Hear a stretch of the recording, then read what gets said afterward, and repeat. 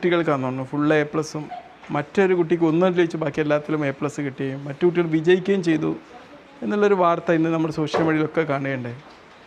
തീർച്ചയായിട്ടും നമുക്കറിയാം, നമുക്ക് പലതരം ഇൻ്റലിജൻസ് ഉണ്ട്. അതിലേറ്റവും പ്രധാനപ്പെട്ട ഇൻ്റലിജൻസ് എന്താണ്? അത് എമോഷണൽ ഇൻ്റലിജൻസാണ്, വൈകാരിക ജ്ഞാനം എന്ന് പറയും.